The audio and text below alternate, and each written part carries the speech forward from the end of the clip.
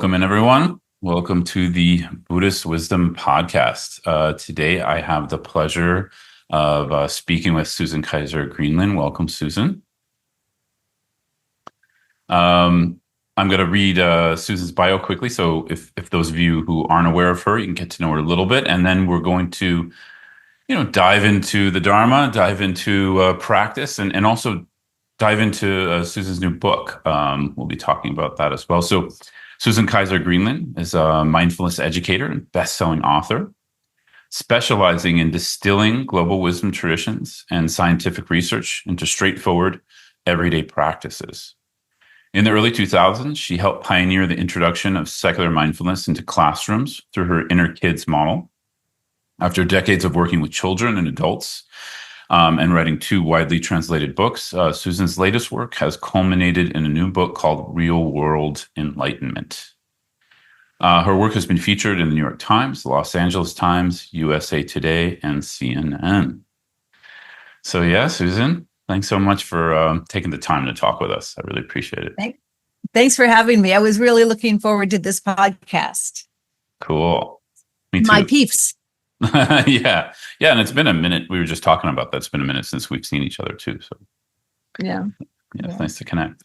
So, just to kick us off a little bit, and also before we get into your new book, Real World Enlightenment, just for the audience who's not super familiar with your work, just a little bit about your work, because I mean, you work a lot in the realm of mindfulness in kids, as your bio said. So just anything on that you'd like to share to just kick us off here.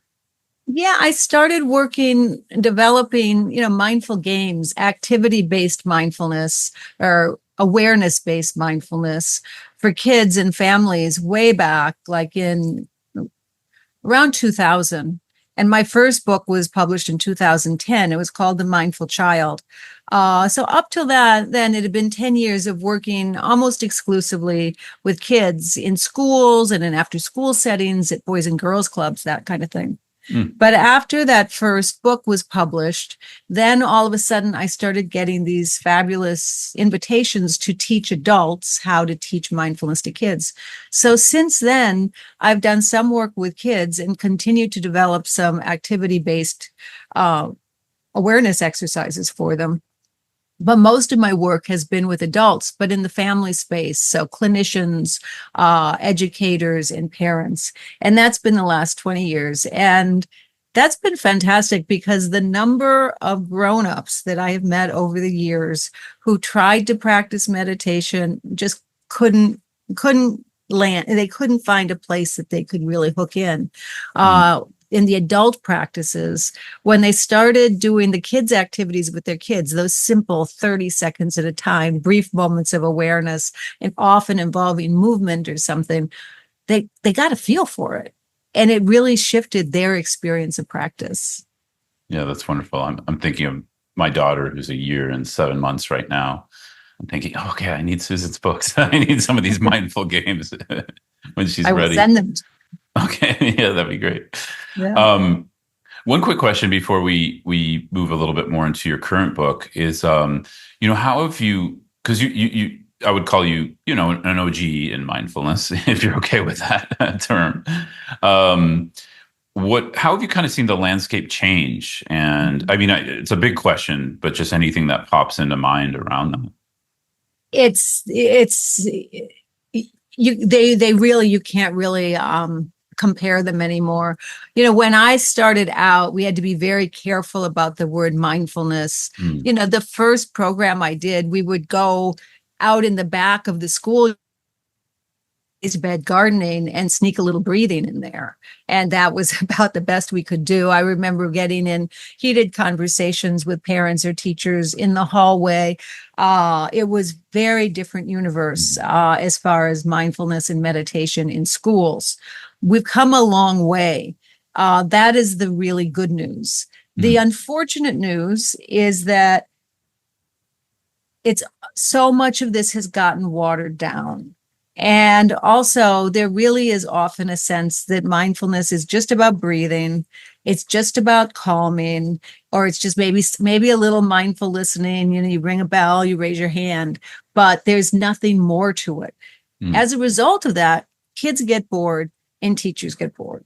And right now, clinicians in Los Angeles, where I am right now, will tell me they have teenagers coming in who have had mindfulness in their more progressive schools since they were elementary school. And the teenagers will say, hey, anything but mindfulness. I'm not breathing, nothing like that. I've kind of had it. So Mm. that is a big shift. And so we, for those of us who have a more practice background, we understand that the mindfulness based calming activities are kind of a way in, that we Yeah. do need mindfulness first to help us regulate and calm the nervous system. But once we kind of grounded, we can open up to those heart opening and those mind opening practices. But that's also one of the reasons I really wanted to write this book, because this book deals with golden threads or universal themes that cut across wisdom traditions that really are those universal themes like interconnection, multiplicity, change, that sort of thing. Yeah. Your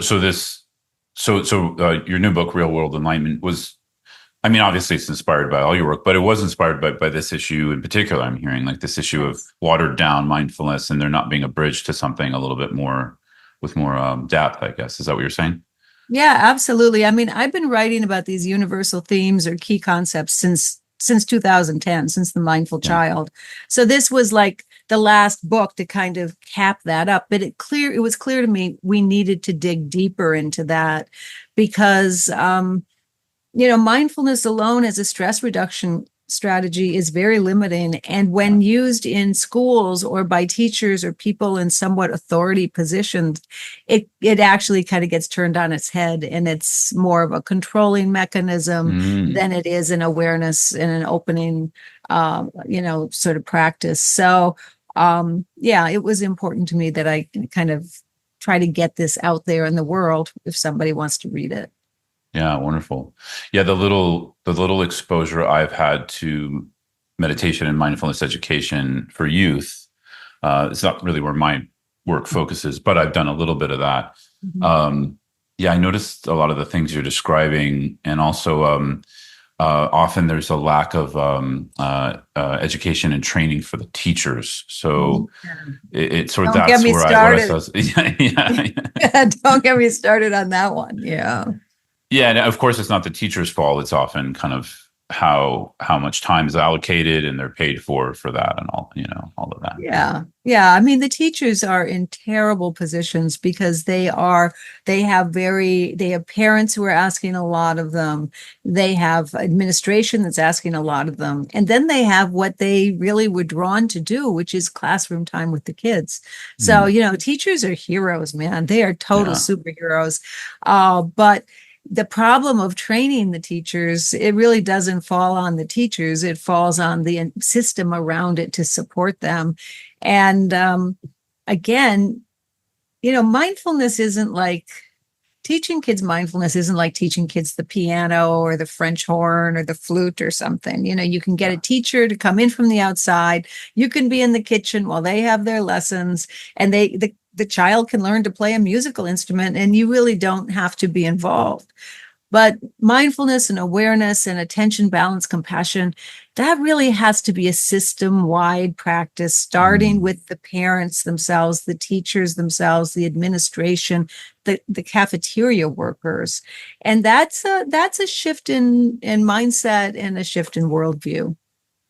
yeah, I agree. And is there any kind of and of course, if you want to start to connect this to your book, it's fine. Or we can go into that in a minute.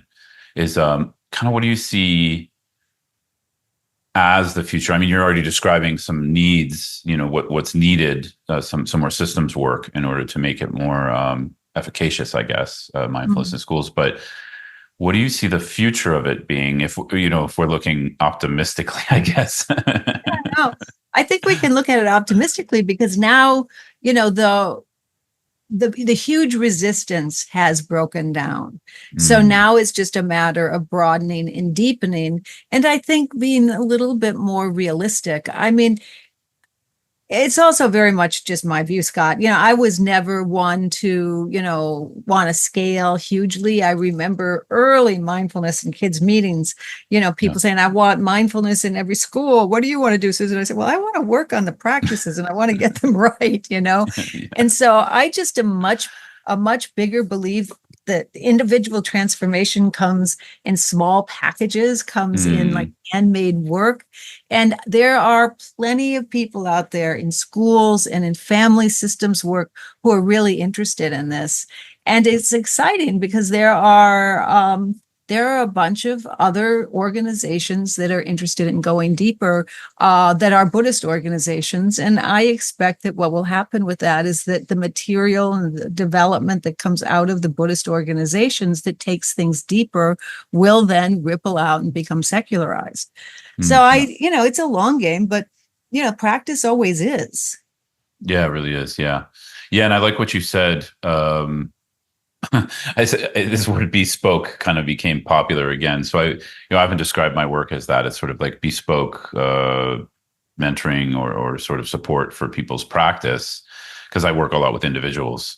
And I agree with you. I think this because it happens in Buddhism too, where often I notice I can get caught in conversations with other teachers about like, how do we reach more people? How do we bring more people to the Dharma Center? And I just started to think up over time. It's like, well, how does that? It would be great if more people had access to tools for working with their emotions and mind, and of course awakening and all that. But how do why do we define success by the amount rather than the quality? So I think it's this spillover of I don't know, maybe I'm late stage American capitalism. I don't know. I'm not against capitalism, but I think the measure of everything in quantity sort of starts to skew our perception of benefit, I guess. I don't know. You have any thoughts on that? Or?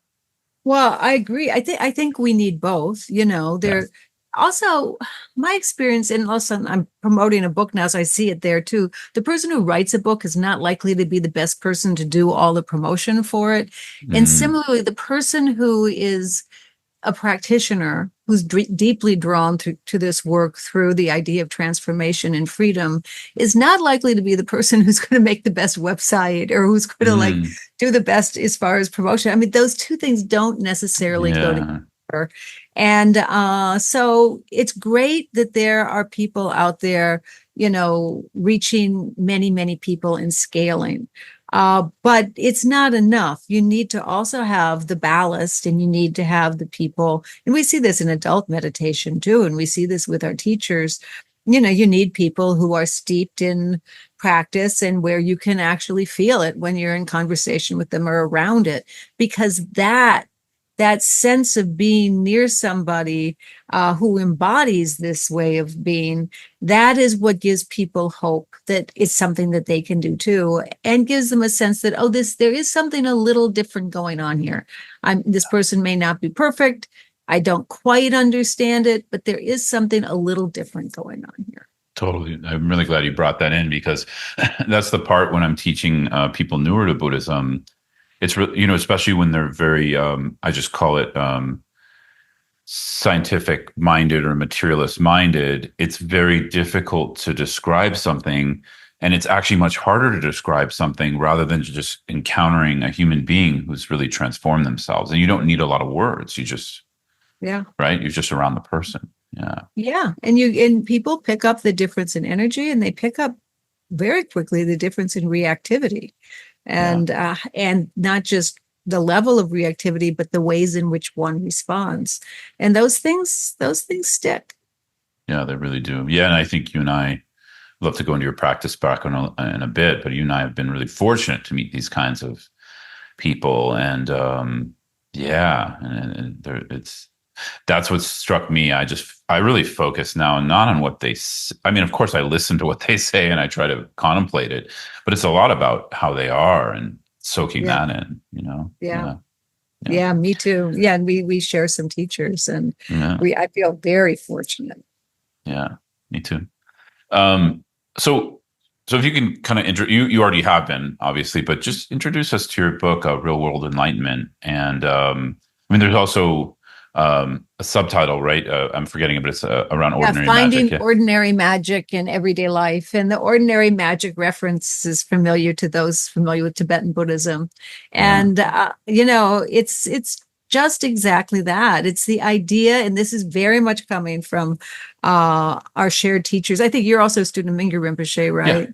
Yeah, Also, so yeah. Sokni and two beautiful brothers, Sokni Mhm. and Mingyur Rinpoche, um, and their interpretation of the Buddhist teachings and the way that they teach it. And the idea is generally that we have, it's about basic goodness or essential goodness. We already have what we need inside us to be happy and to be free. But the problem is we get in our own way, right? So when we get in our own way, we can't really tap into those golden threads or those innate human qualities of what I call attention, balance, compassion, and playfulness, what Mhm. Mingyur Rinpoche calls awareness, love, and compassion and wisdom. But there are innate human qualities inside all of us that do make up this basic goodness. And so different traditions, even among Buddhist traditions, different traditions view it a little differently. Some believe that there are seeds of goodness inside of us and those seeds grow. Other traditions believe that the goodness is fully formed inside us. We just need to tap into it. But there's always a developmental piece, whether it's the seeds that need to grow, and that's not just in Buddhism, that's also in other wisdom traditions, or whether it's already inside us and we need to tap into it, also in several wisdom traditions. The developmental piece is we have to either build our capacity to tap into it, or we have to build the qualities themselves. So there's always a developmental piece, and that's where practice comes in, practice both in a formal way and in an informal way. So I tried to expand on that because those innate qualities that are inside of us that are part of our basic goodness, out of those spring many, many other themes or human qualities or themes of just the way the world actually works. And so the book is set up to look at maybe around 50 of those themes. And Wow. each chapter has a couple of them, like renunciation, allowing, safety, those kind of things. And then at the end of each chapter, there's a wrap up section where there's a paragraph or so describing the theme. And then there's a short practice. And then there's a takeaway. And this Mhm. interplay between practice and takeaway has been very pivotal in my life, and maybe more so because of my work with kids and busy families, busy adults, Mhm. that a lot of people are motivated for the more formal practice but don't have time. But there's a lot you can do by just dropping brief moments of awareness in with a prompt throughout the day, and prompts things like, what do I need to feel safe, or what's my motivation for doing this actual thing, that kind of thing. So the end of each chapter has one of those takeaways. So I Wonderful. know a lot of people don't have time to read books. And so what I'm hoping is that if I hope people do read the book, and there's a fabulous reader on Audible who's reading it. But if you're like me and don't have a lot of time, you can just look at the back of each Mm. chapter, look at the wrap up, see if it resonates with you. And if it does, you can play around with the practice and take away, and then go back and actually read the chapter to get a little bit more depth. So that's how I um, designed it, very much in keeping with the way that I have worked with kids and adults in schools and family systems. I always give them little cards that kind of explain what we're doing because people just don't have a lot of time. Yeah, I love that. I love that approach because I'm just imagining that, like going to the end of a chapter, seeing, oh, when something resonates, as you know, as probably you're the same, when something resonates with us and we're inspired by it, it's actually not hard to do a lot of reading on something. I mean, we need the time, but we're Mhm. inspired and we're going to make time for that. So I love that approach that once someone gets inspired by a certain chapter, by the practices, then they can actually read the entire chapter if they want. Yeah. Yeah. Yeah, yeah. That's very cool. Um, yeah, and I've noticed this kind of approach, and maybe it's just a shift of the culture for where most of us are just more busy. We don't have time to read.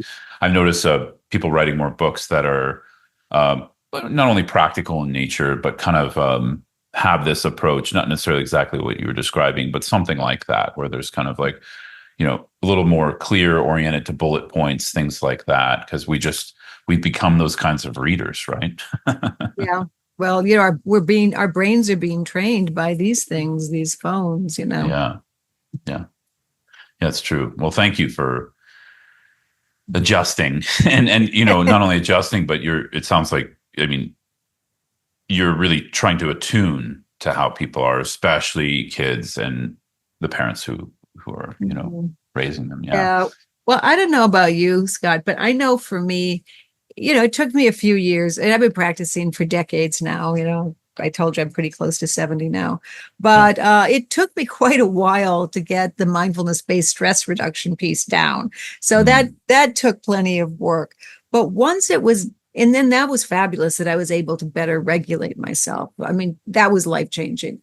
But what really moved me more towards some level of freedom were these universal themes, mm, really starting to understand a little more about renunciation, or a little understanding a little more about the interplay between multiplicity, interdependence, and change. yeah. That's where I started to see myself and the world around me a little differently. And that's when those real changes started to happen. They couldn't have happened if I was all jazzed up with my nervous system. So I needed those awareness-based strategies first, but then I was open to this other stuff. Yeah. Wonderful.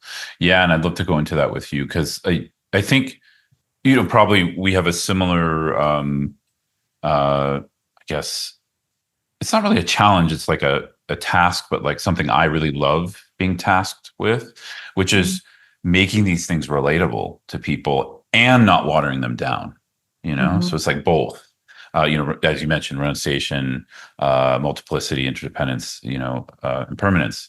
So I'm just really curious, for you, what's alive in that? And obviously it's in the book, but Mm-hmm. yeah, just how would you describe that in both your own practice and to kind of the readers that you're, basically the people who would read your book? Yeah.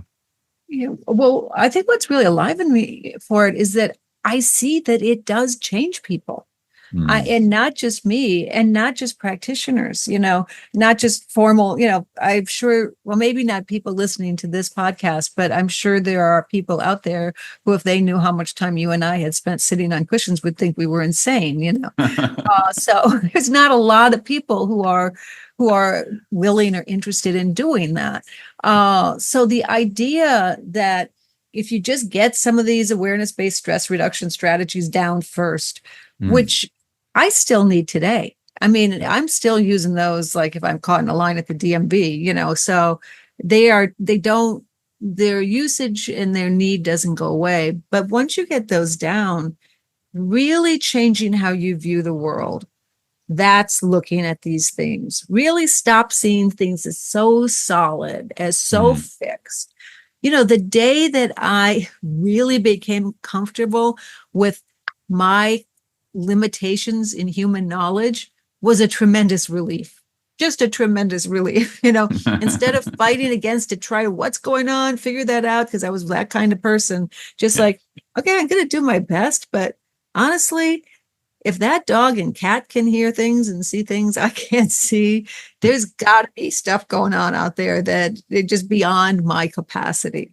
And Yeah. so, really developing, and that's where the playfulness comes in. With that comes a lightness and a sense of humor. And we're lucky again with our teachers, because that's what you start seeing with these teachers who really have developed practices is, there's some serious stuff going on, but there's Mhm. also a level of lightness and playfulness to it that it's just a fabulous quality, and it really helps you get along. Yeah. Yeah. I think, I remember Sonny Rinpoche talking. I mean, he says many things about playfulness, but one just image that popped into mind is sort of like, the idea of like nothing sticking. When you see people who, I'm still cooking, so I'm not talking about me, but you see people like Mingyur Rinpoche, Sonny Rinpoche, people of that caliber of practitioner. You don't see a lot of things sticking. That's Like, right. whether it's an emotion, a thought, a certain conversation that we might think, wow, that was kind of heavy conversation. It just doesn't, there's nowhere for it to stick, yet there's warmth. And I think those two things are difficult for people to, who are still practicing or, working on or new to Buddhism or whatever, that those things can come together, the playfulness and the openness, yet there's Yeah. warmth, there's not coldness, Yes, Yeah. absolutely. And I think the playfulness actually brings that warmth and a Yeah. little bit of a sense of humor about ourselves. And we stop taking ourselves so seriously, which also goes a long way. And not like, like you, I'm still cooking. I mean, I got stuck on something in the kitchen with my husband last night.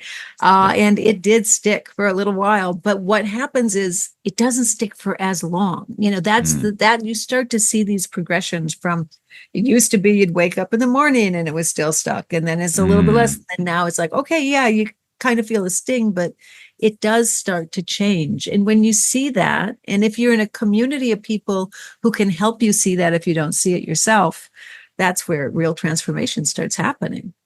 Yeah. And you mentioned the word community, and I think about this word a lot, in many different contexts, also in cultural contexts, because mostly I live in Latin America. So I see community and family in a different way here than how I see it in, let's say, the United States. But I think for a lot of us, our communities are family. And so, I'm just curious there. Do you think of it that way, or how, some of the things we're describing? Because it's like, that's where I get most activated. That's where, the Yeah. strongest things come up. So it feels like that's the richest ground for practice. The family, absolutely. Yeah. But also, I see the systems, especially with kids, once you get into the school systems, Okay. Yeah. and the system of the school, which is the parents and the teachers and the Yeah. kids, and, you've got all of these different relationships forming. You've got the kids forming relationships with each other. You've got the parents forming relationships. You've got the teachers, you've got the administration. It's very much like a family. And Mm. so I see it in there too. And I think the workplace as well. Any place that you spend a lot of time is going to be a little bit of a pressure cooker when it comes to thoughts and emotions and big feelings. Yeah. Totally. Yeah. And when there's stakes, when you When feel there's that there's stakes, stakes. yeah, that's an interesting one. I mean, what are stakes? Because I think there could be a whole, Yeah. investigation into that. What does that mean for you, stakes? Well, I think it fits really closely with what you and I were talking about earlier, how the stakes shift. And Mm. certainly the stakes start to shift with practice.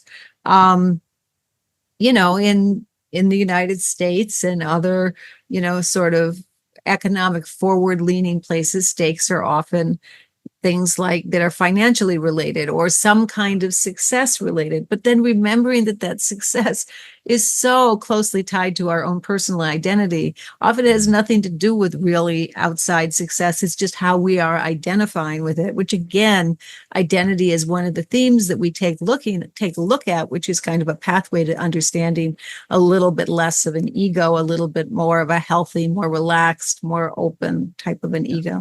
So identity is a piece where stakes really fit in. And then, of course, with kids, stakes feel very, very high when it comes to your kids. Mm. Yeah. Yeah. You mean from the parent side or from both sides? From I the mean, obviously, parents. from the parent Yeah. side. Yeah.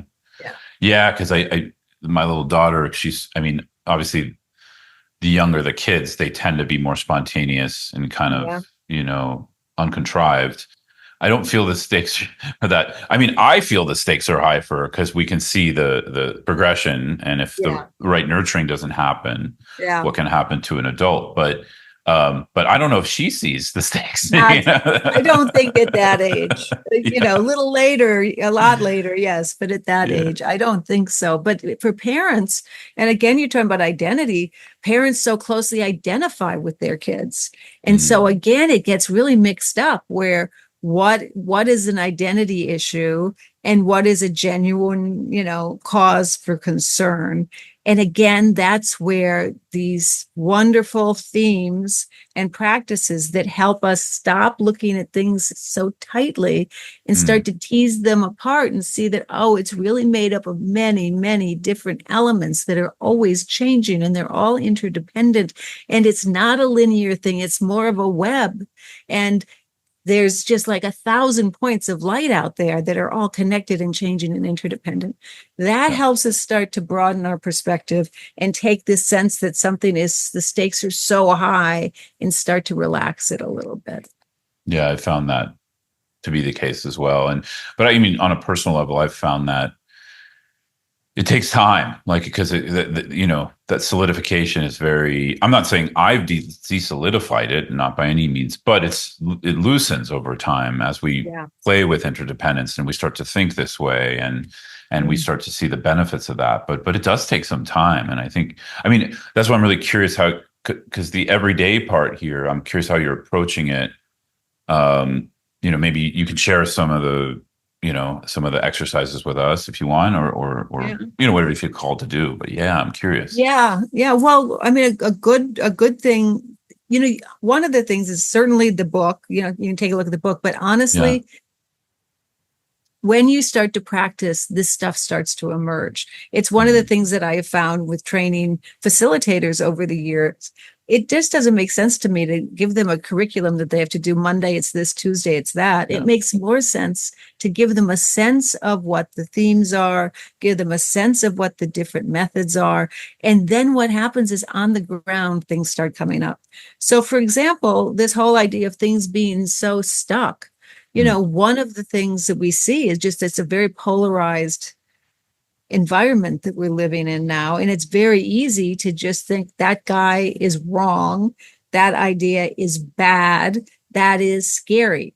Mm. And all of that may be true. I'm not denying that there aren't things that are, one thing or another. But what I am saying is that what really helps is if instead of getting stuck in that tightness, we loosen up and think, okay, I don't have to agree with him, but what are a couple of things that I can think about that might be a little bit different? What are some causes and conditions that could have happened that could have made this opinion as solid as it is that this other person has? Or what are a couple of things that might, if I knew, might change my perspective? And not Mm. that any of those things are true, because it's all happening in our own minds, but it starts reminding us of the possibility and of the fact of everything is the result of multiple causes and conditions that came long before, and it's never quite as clear as it seems. And that again goes to Yeah. this wonderful sense of not knowing. It doesn't mean that you give up. It doesn't mean you let go of your convictions. It just means you're a little more humble intellectually. So Yeah. one of those things, when you really see something that you feel you're really stuck on, see if you can pick it apart a little bit. See if you can find different pieces. See if you can find different potential perspectives. See if you can think of different causes. And you don't have to take it any further than that. Just Yeah. that simple thing of trying to, it's I don't know if you've ever had, because I wear these necklaces and they Hmm. get tangled up. They really get tangled up. And I have to take like a pin, like from a bulletin board, and carefully like start to get the knots out, Yeah. because you can't do it with these big fingers. And it's like that. That's what you're Mm. doing with your mind. You're just like very delicately taking apart all of the things that are so closely intertwined to figure out, well, there's this little piece there, and maybe I was wrong about that. And then we don't have to come to any conclusions and just let it Yeah. go and go on about our day. I love it. And thank you for the very practical tool. If I get a necklace tangled, I would have never thought of that. Yeah, yeah. You have to just take one of those pins from a bulletin board. It's very practical advice.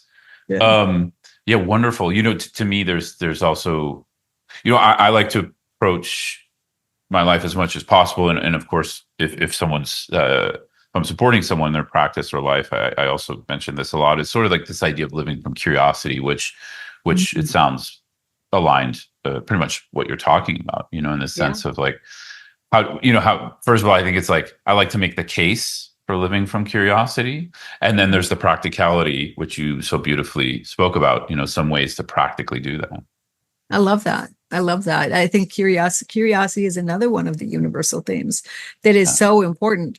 And what's great about things like curiosity, like kindness, these are themes that are not alone, are not standalone Buddhist themes. They think No. they cut across all of the wisdom traditions.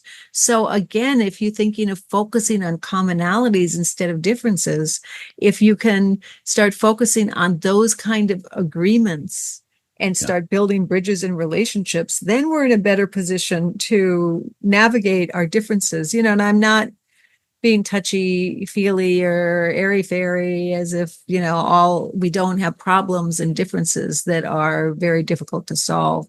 All I'm saying is that if we start with what we have in common and build some bridges, then Yeah. when we get to trying to sort those things out, we're in a better position to be able to empathize. Yeah. And I think you're also emphasizing, I think an approach. I don't teach too much secular approaches to meditation. I sort of stay more in the Buddhist realm, but of Mhm. course, I'm always trying to find bridges, which maybe someone who's like, I don't know, Buddhist in a certain way might be like, oh, those bridges are secular, even though I wouldn't call them secular. But Yeah, I really like the approach you just shared because I think that's also I think there needs to be a little bit of a reworking of how we approach something secular, right? Because as you shared in the beginning, there's always this risk of watering something down to the point where it might be effective. It just might be effective in something different than what the Dharma is talking about, right? Yeah, absolutely. And yeah, sometimes the polar opposite of what the Dharma is talking about. yeah. It's like just reinforcing the ego a little bit more. Yeah, Yeah, yeah, yeah. because everything you're talking about to me, I mean, you're talking about Buddhist principles, obviously, but in your own language and through your work, everything you said is going to desolidify. If one works on that, it's going to just desolidify this construct of who we think we are and who we think what we think the world is. Which I mean that can be a lift sometimes for people. I don't know if you find that to see that as useful, but I think Mhm. once, like I said, there's someone seen that as useful. It's very logical how that works. It's very practical. Yeah, Yeah. Yeah. But it's also for people with absolutely no experience in Buddhism, it can sound yeah, scary.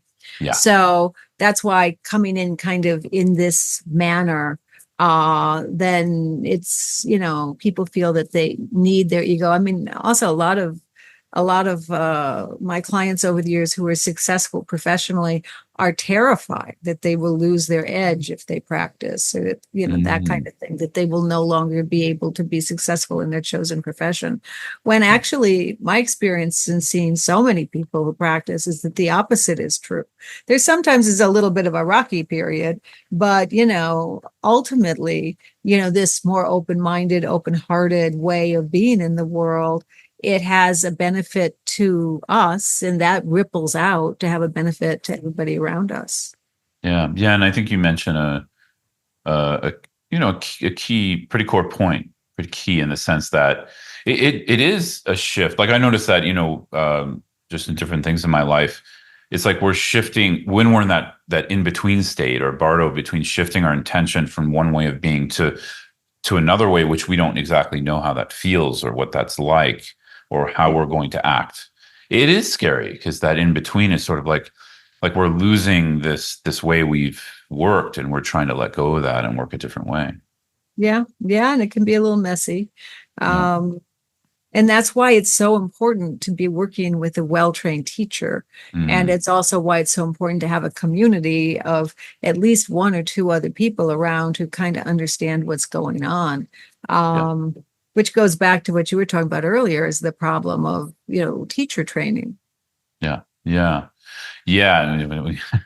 And also just the way the industry is, I think, because, it's sort of we're set up as individuals and individually responsible for, our income, our livelihood income, I don't know, whatever thing we value in that. Where, yeah, I think let's just say spiritual teachers or teachers who taught in emotional and healing Mhm. practices or whatever. Until very recently, I think most humans worked in a different way. They worked communally, and they worked more as a server. And Mhm. if someone's serving, they're going to also have people serving their service. You know what I mean? Yes. And we've Yes. kind of lost that in the U.S. It does exist a little bit elsewhere, but let's just Mhm. say modern culture, we've lost that modern. Yeah, no, we have lost it. And I've seen so many people suffer from that.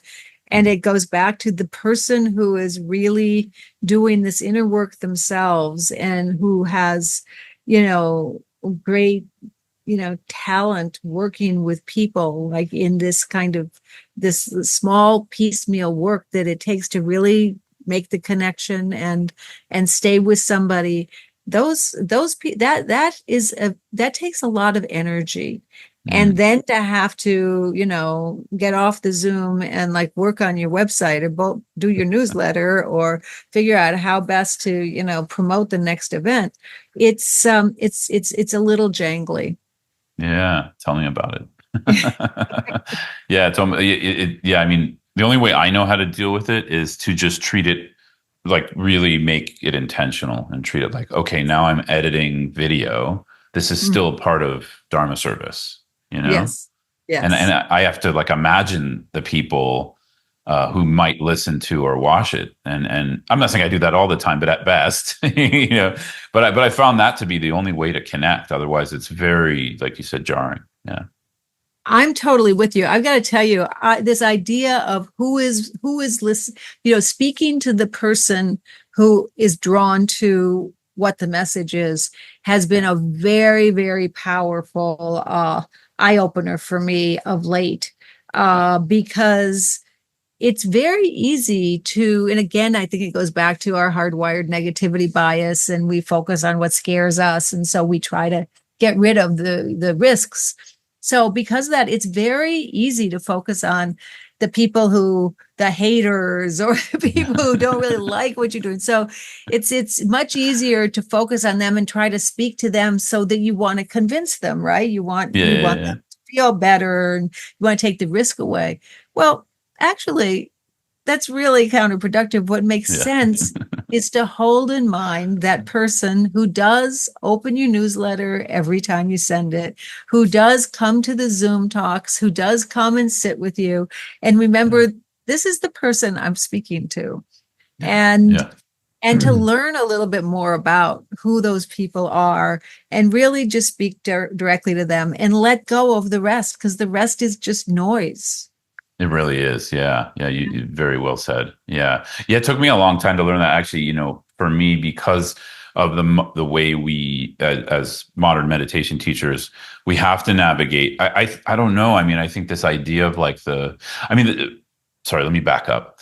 Someone like a Mingyur Rinpoche or a Son Rinpoche, obviously they're in a different category of a teacher. So that's its own thing. But they're also, they're indigenous, to Tibetan culture. And they're more embedded in their system. And so that's how they're functioning for the most part. And then they have Western, organizations that then help them to interface with the Yeah. West. But I haven't, I mean, and they're quite fluid. I mean, as far as Tibetan indigenous teachers, they're very like interested in learning about the modern world and navigating it, and they're very skilled at it because of that, because they actually have an interest. It's almost like a new language they've had to learn over 20, 30, 40 years, and they're very masterful at it. But nonetheless, the more I get to know them, especially Son Rinpoche, he's still within a system which is his birth system. It's what he was born into. He's born into the Tulku system, and he's performing that role. Mhm. And that's very different than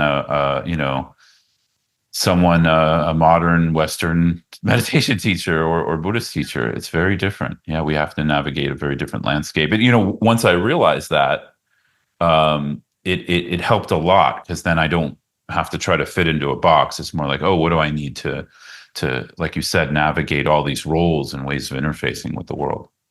Yeah. Yeah. No, I'm totally with you. I find it really has been a challenge. And I've been watching it change just in oh gosh, however long, 30 years now that I've been, moving in these circles. I mean, and also really resisting the outside pressure to be put into a box, Mm, because yeah. all the outside pressure is, okay, you do this or you do that, what is it? All of that.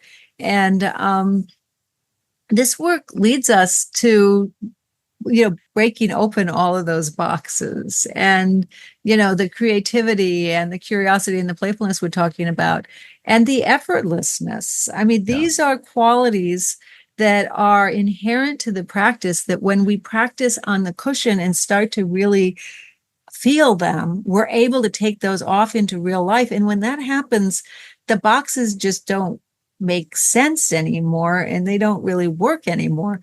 And that's Yeah. very liberating. And that's Yeah. terrific. Although at the same time, you got to figure out how to pay the rent. You got to figure out how to get food on the table. So it's not, there are these practical things that have to be sorted. Yeah, yeah, and I think for you and I'd love to hear kind of your experience with this, because probably you get pinholed more into the secular department. I'm imagining, when actually, as we're talking, um, I mean, you're much more embedded in traditional Buddhism than maybe someone might think on the surface, right? Yeah. Um, but how do you say it? I'm curious about yeah, you navigate that. I mean, you said a little bit, but I'd like to hear Well, more. Yeah. it, when I talk about like the people having to focus on the people who actually do like my work as opposed to the Yeah. people who criticize, where the criticisms often come is like, oh, she's too Buddhist or she's not Buddhist enough. It's like one of those things. Yeah, And, totally.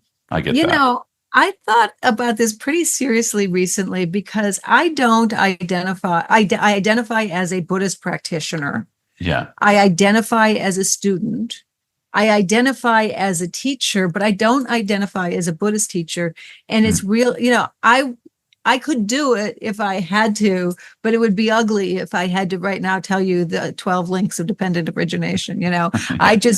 That's not where I have spent my time, studying. And although, I know about them. So it's like, I don't want to be in the position where I'm up on the throne teaching Buddhism, because I don't feel qualified in that. But application, I'm all over it. Application is Yeah. my comfort zone. So that's how I deal with it. I just know who I am.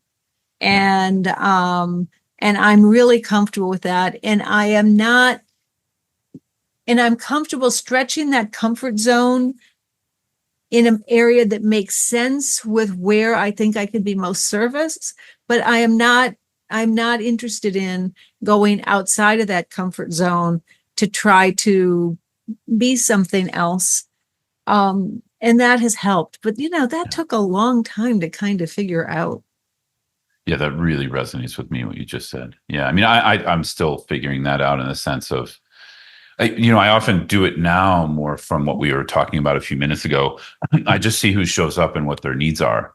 Mm-hmm. And then of course I have what I like to do, meaning like I tend not to work with beginner meditators. I tend not to be the best, Mm-hmm. you know, teacher for them, though I can do it. But I'm also not the best teacher for like people who are like want to go, into the 12 links and all the, I'm not really interested in being like a philosophy teacher, Yeah. So Yeah. yeah, but what I find is probably you found the same, as when we speak and we do our thing, we have the audience that we can help, and then of course we're dedicated to the people who are showing up. Yeah. Yeah. Yeah. Yeah. And that's plenty. Yeah, it really is. Yeah. Yeah. Because what happens is you develop relationships with people, and those relationships go on for years. Yeah. Yeah, it's true. So Um, it's a good, I think that's just really the sweet part. And the other thing that's great about you enjoying and being good at working with people in what some call the messy middle of practice yeah, is definitely the that messy middle. there's a lot of people who don't want anything to do with that. There's a Yeah. lot of people who just want to do the beginning or just want to do the advanced. And that middle, which tends to be a little bit messier, Yeah. that's not where their talent lies. So I think it's really something that you're providing that service. Oh, I love the messy middle. Like, because I'm in the messy middle. Yes. So I love it. It's just Yeah. like, it's so rich. I got like talking about, I mean, I have a lot to say about this, but I want to go back to your book in a second. So I'll say it briefly. I feel like that's where I mean, again, this is personal, as you said, but it's personal to me. But I find like that's where all the things you were describing before finding the nature of change more, connecting with change, connecting with multiplicity and interdependence. It's in the messy middle because it's hard to identify as one thing when something is so messy and you're being curious about that, Yeah. one Yeah. advantage I find to it. I think that makes so much sense. Yeah. Yeah. So I do have a question, which is Okay. which I prepared, um, and it's kind of a big question, but it's meant to kind of just help us to open, and for the listeners to open up more into your book. Although you've been very generous in sharing a lot about it, you know, just based on the title, "Real World Enlightenment," kind of the real world part where we've been talking quite a bit, and actually you've been talking about the enlightenment part, but this word enlightenment, I'm really curious not only why you chose the word, because to those of us who are Buddhist or Buddhist practitioners, however we want to define it, it's like not a surprise to use the word enlightenment. But I actually find the word enlightenment more and more of a mystery the more I practice personally. Yeah. So I'm just curious your relationship to that word, why you chose it, and just any meaning you can bring out around your book as well. Well, I was really I started with freedom, Yeah. and I thought that would be in the title of the book, but it felt like freedom. I think we need to reclaim the word freedom, frankly, but I don't think Yeah. I have the clout to do it with this book. But I think freedom means so many different things to so many different people in a very polarized world that's where I went to enlightenment. But I needed to modify the word enlightenment. Yeah. And so that's where the real world came in, real world enlightenment. But I ended up falling in love with that title because I think it dovetails really well with the idea of ordinary magic. You Mm, know, why limit ourselves? This idea of enlightenment as being this lofty goal that is available just to a few who have spent lifetimes on the cushion. Not to say that doesn't exist and not to take yeah. anything away from that, but that is not available to the vast majority of us. But something is, and it's something that most of us have already experienced. Those glimpses where your ego drops away and you feel connected to something far greater than yourself. And the first time I made that connection on meditation retreat, where all of a sudden some dam broke and my shoulders lowered and I had this non-conceptual experience, was just a life-changing moment for me, Mm, because I realized I had had this experience before. And I had mm, had this experience as young as childhood. Those experiences where you get out in nature, or I've had those experiences at the deathbed of my parent. I mean, they can be profoundly sad experiences or profoundly joyful experiences where just the ego drops. You feel connected to this, thing that is vast and far greater, and there's no separation. And mm, um, and that idea that most of us, maybe everybody, has had that experience, has had that glimpse, and that's available, and that with practice and with intention, we can extend those glimpses. That's just a very hopeful idea for me. And the same way yeah. ordinary magic, these simple little things happening in daily life, like a squirrel running across the branch, or, a sunset or something. Again, when the first time, your child says, daddy or mommy or something, that is ordinary magic. It's just those just moments that break free from kind of the workaday grind, and where Mm, you break out, the ego just drops away. It's an effortless experience. So that's what I was trying to get across, that it does exist, and that, we're not going to be able to, well, maybe some people can, but it's hard to live that way 24/7. And I certainly haven't come near it. But just by bringing awareness that I've had this experience before, that creates, it's like the Beta Meinhof effect. You start seeing it, we start having it more and more often. And then yeah. when times are really tough, it's not that all of a sudden, like, I'm joyful and kind of dizzy because I have this different headset. but I can tolerate difficult times a little better because I've tasted these moments of joy. I've tasted these moments of non-conceptual knowing, and I know that they're there. So I may not be in the place to be experiencing that now, but it gives me hope that on the other side, I'll be able to be there again. So that's kind of what I was trying to get across in all different ways throughout the book. Yeah, wonderful. No, and I think I mean, I'm inspired that because usually that's like a topic. What you're talking about is a topic reserved for like, more, maybe I think it's a topic that's more reserved for meditators, like long-term meditators, and or people really interested in the Dharma as a spiritual path or Buddhism or some Indic, Dharma tradition. Yeah.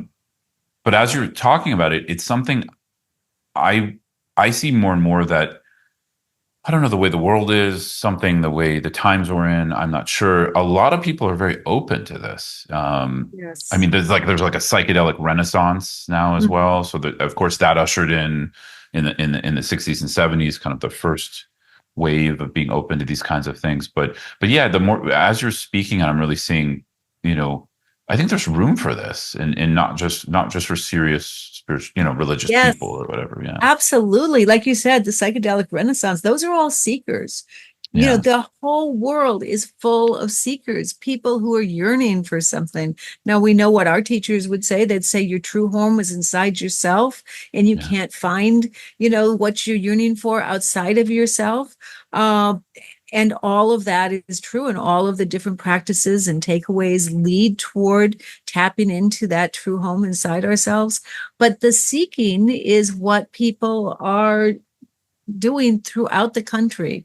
yeah. And I don't know, maybe it was a little bit provocative to call the book Real World Enlightenment, but I think that sometimes in our Buddhist circles, um, we can get caught in a way that limits us. Yeah, totally, totally. No, and I think if people sometimes provocation is great because, like, well, it's either people are going to be provoked and not look further, or they're going to be Uh-huh. provoked and be curious, right? And actually, Yeah. it will get them to enter Yeah. a relationship with the book. But And it's it goes back. Oops, sorry. oh no, I was just going to say it, but I think the way when you actually describe it, it's very appropriate. The title.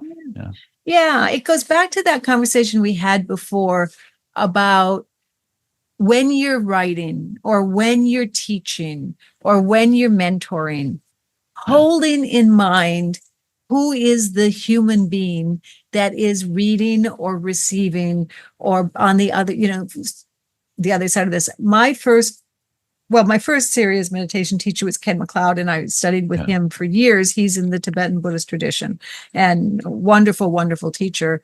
And then he had a couple of teachers, and one of them was Ruth Gilbert. Mm, And I studied with her for a few years. And that's when I started working with kids. And she gave me an instruction that I kept on a little card that I took a dulcimer to the classes so that I carried around in the dulcimer case, and it was serve the child in front of you now. And mm, that was her instruction. And that I really, don't worry about anything other than who's in front of you and how can you best serve them. And that has had that instruction has stayed with me throughout my life. And I think in the same way, when you're writing or when you're teaching, yeah, you don't write to the person who's going to think that, who's going to like be put off by the title. If you write to the person who's going to be intrigued by it. yeah, I love it.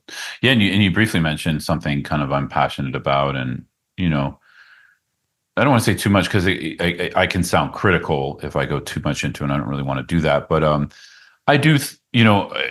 I think once these identities form around how serious of a Buddhist we are, or on the other extreme, like how anti and religious and secular and scientific we are, I don't know. I just see those as very problematic, and I'm interfacing a little bit more with the when people take themselves a little too seriously as Buddhist practitioners, and I've taken myself way too seriously at points as that, and I just found it to be a large trap, and actually kind of like it actually like prevented some me on a personal level from deepening with that kind of Yeah. And mentality. ironic, right?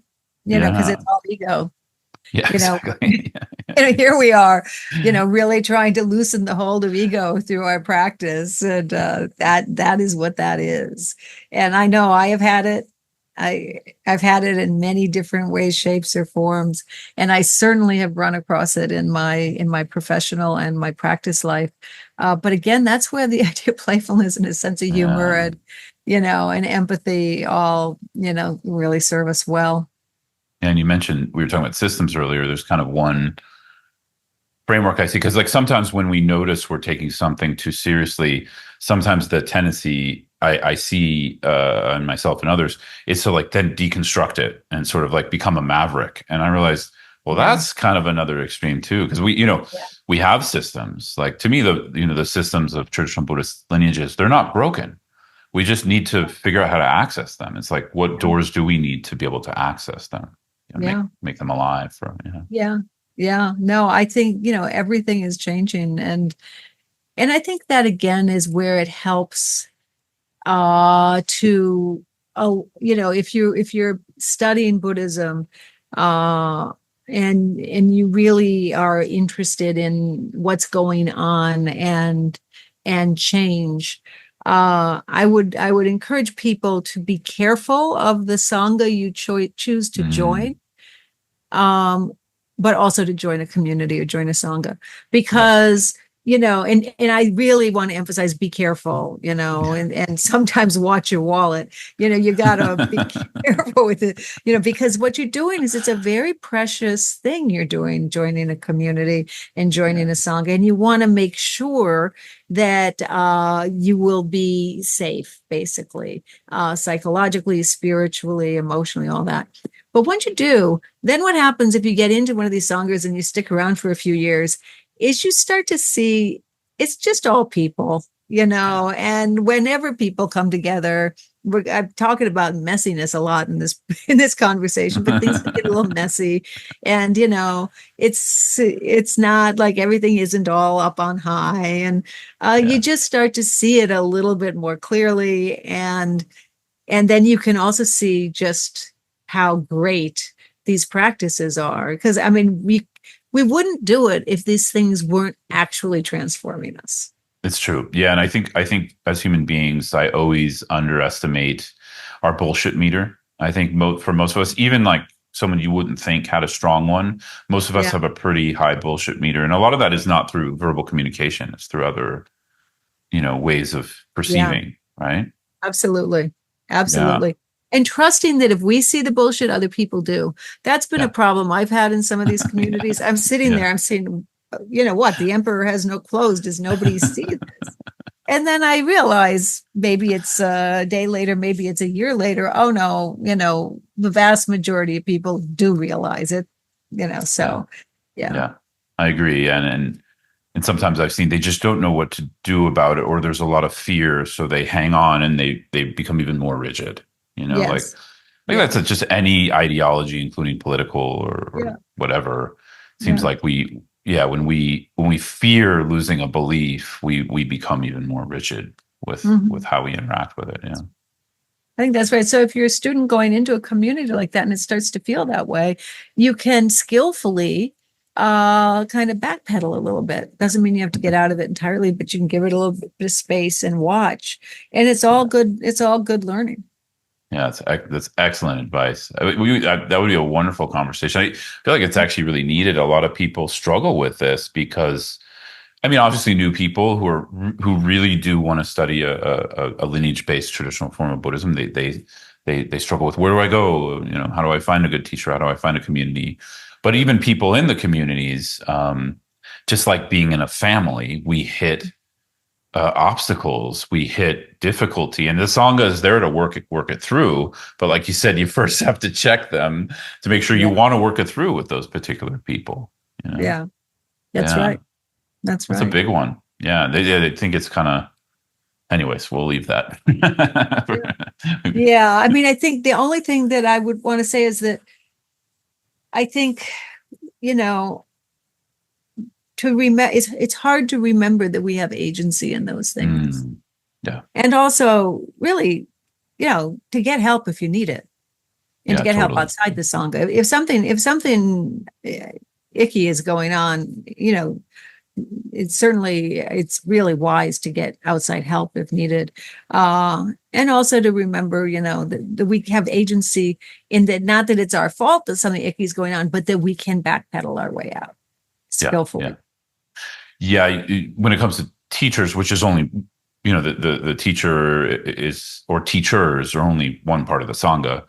But I always recommend to people, it's like, I say, look for a teacher who will help you to discover more agency. And if you're giving it away because of your own trauma, they'll give it back to Mhm. you, you know? That's So like, beautiful. yeah. So, and, Yeah. and that doesn't mean they won't make mistakes. Every teacher will Yeah. make mistakes. I haven't met one who doesn't. Yeah. And actually for me, I mean, I'm not suggesting this for anyone else. For me, there's a lot of beauty to that because I can relate to them. They're Mhm. not, this holy figure on a pedestal. They're actually in a human body, and, you know, Yeah. screw ups appear to me sometimes. And actually I'm like, wow, I love it because I'm such a screw up. So I love it. But of course, then, we do have to, if those screw ups turn into trying to, I don't know, hoard people's agency, that's a different thing. That's a Yeah. different problem. Yeah. Yeah. Yeah. Yeah. I Um, really relate to what you said. That makes so much sense to me. yeah. Yeah. Every teacher that I treasure in my life, of course they're willing to give advice. They're willing to help support and give some direction, but they always leave it up to me, and they never take responsibility for what I should be taking responsibility for, you know? Yeah. Yeah. Yeah. Susan, I would just as we kind of start to wrap up here, I would love to hear just anything we haven't chatted about. We chat about a lot. Anything we haven't chatted about, especially anything around your book you'd love to share. But really, it could be anything. Yeah. No, I don't really have anything specific, but I guess, what's really been landing with me, especially, you know, there's a lot of noise out there right now, and a lot of discord, and just this notion of really seeing if you can focus on the commonalities first before jumping to conclusions. And the more we can learn to hold back from jumping to conclusions, or if we jump to conclusions, fine, but don't shoot the second arrow, and then, Yeah. keep reinforcing that conclusion. I think it's a very dangerous and a tricky time that we're living in right now. There's a lot of noise, and there's a lot of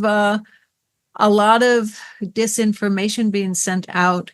Uh, and I think we really need to, I would really encourage people not to give up, and not to give up hope, Mm, but actually to use this as an opportunity to be hopeful, and to practice some of these practices around, doing the best you can, but letting go your expectation for particular outcome.